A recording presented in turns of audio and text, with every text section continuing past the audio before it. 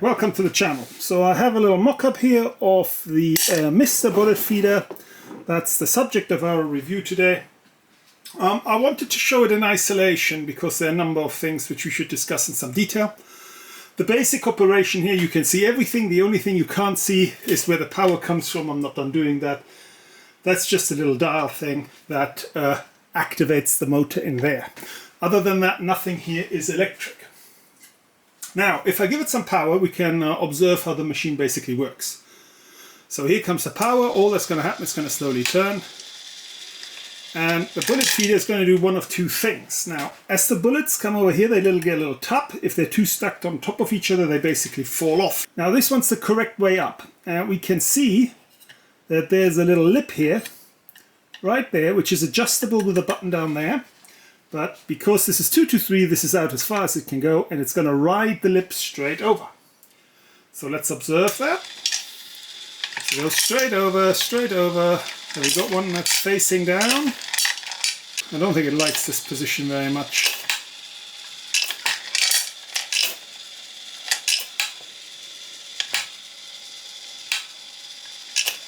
Okay, and here then we have one that is the wrong way around. And we can see it literally just dropped into the ditch there. The height of this ditch is adjustable with little inserts.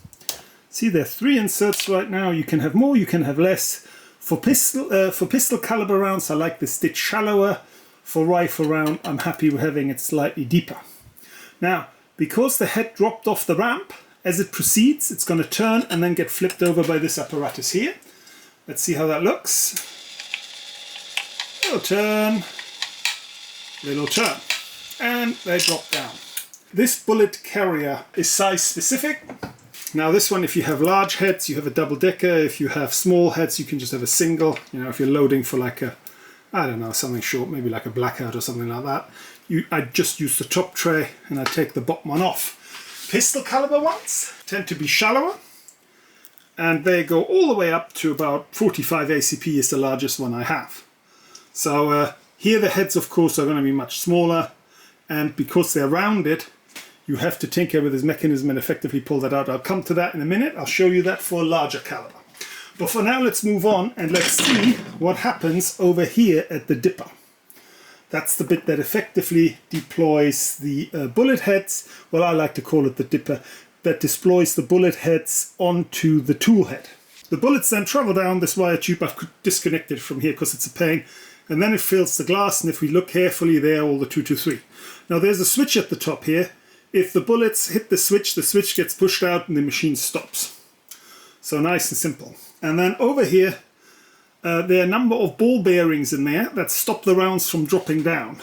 And as we take our case and we push it into the specific feeder mechanism and we lift this up, we get exactly 1 round deployed. So let's do that again.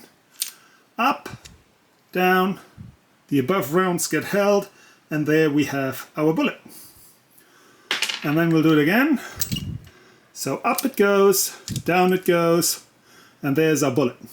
Now, what I have over here, I have a rubber band. This is my little hack to increase the force down on this mechanism, because of course, if for whatever reason this gets stuck upright, all the bullets can fall out and it turns into a huge pain. So I advise you do something similar. That just runs down and wraps around the seating die. Nice and simple. This then is the operation for 223. I will set this machine up for you. I'll do a conversion now to 45, which is pretty much the largest caliber it can do. And we'll see what that looks like. So this then is the tube for the 45. You can see I've written it on there just to keep track of it. It's exactly the same as the 223 one. There's your micro switch. This cut over here should be facing downwards. That's for any crud that might fall out of the Bulletfeeder, so it can fall down onto the floor. I think we'll have to set it in its cradle again in a minute.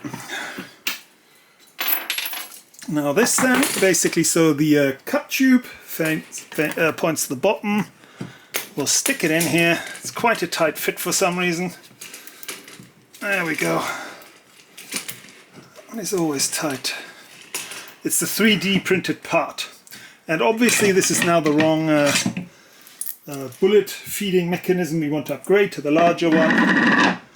And that's the one I have right here. This is the 45 one. I have the sizes I have are 223, 6.5, 762, 9mm/38, 40mm/10mm, and this one in 45. I'll put that in there. Like so. Nice and easy. We'll have to connect these guys, the leads, up over here to the power. This is the cutoff to cut off the machine automatically when this tube is full. Have I got a 45 tool head? I think I have one bobbing around. There's one here. This one extends down a bit. That's a bit of a pain. Okay, let's just turn this thing on, make sure everything's connected. So we're turning nice and clear, no problems. Let's find some 45 bullets. So here are our champions. I found some 44 round nose bullets. They'll be fine. So in they go, and we now need to adjust this mechanism here in such a way that a bullet that is the correct way up will not fall down, but one that is the wrong way around will. So we'll go up to the sorting gate over here, and I'll push this in as far as I can without the bullet falling down. So that's going to be about there, I think. I'll tighten it up, and now if I turn the bullet around, we can see that one definitely falls through. Oh, will it? Let's try. Give that pump power. Oh, no, we want to go a little deeper. Try that.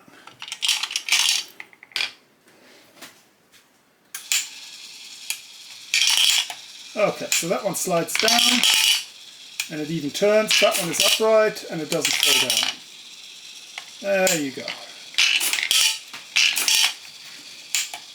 Falls down, and that one is riding over the top. Now there's an argument here for adding a couple more spacers in there, that they don't drop quite so deep. So you really need just a little bit of drop. I think that'll do a better job. Let's try that. Give it some power.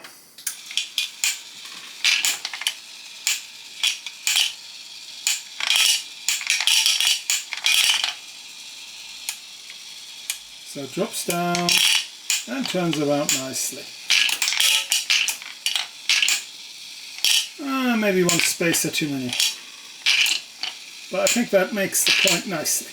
The stuff that's happened down here hasn't changed. The bullets obviously haven't fed in there because you need gravity for them to get down there into the switch. I've had this particular machine for about 7 years. It still functions flawlessly. It does seem to once in a while you do get a misfeed. It can happen maybe every few hundred rounds. Probably a few more than that actually, if you set it up properly. Some bullets it likes more than others. Here again, I have the rubber band hack that I showed you earlier to increase downward pressure. That's pretty much a must in my book. These red buttons here, some sort of upgrade set that I found at some stage cheaply. The machine itself is fine. The difficulty you have with it is that it's all the way up high. I mean, this is effectively set up above your Dillon. So it's literally at the ceiling, so adjusting anything can be quite tricky, and I actually have a footstool to adjust it.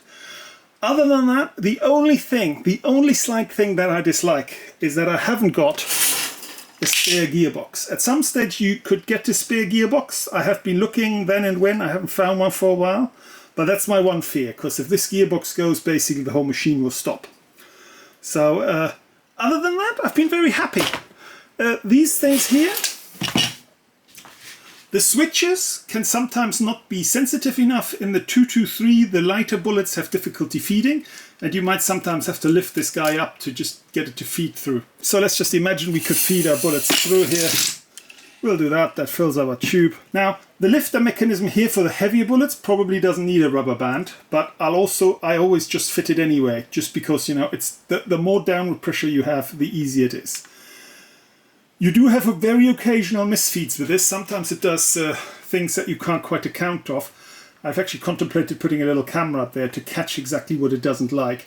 The misfeed rate is probably 1 in about 200-300 rounds, maybe slightly higher. This particular machine is about 7 years old. It runs flawlessly. I'm very happy with it. I'm much happier with this than the standard Lee case feeders. The case feeders aren't as reliable as this guy. This guy's actually very, very good. It normally just sits at the top of the shed. I've made a little slidey cradle where this sits in, that I can move it from one Dillon to the other. And I have a little footstool I use to get up there to adjust the machine. Recommended piece of kit, good piece of kit, not a sponsor. And I will see you next time. Bye-bye.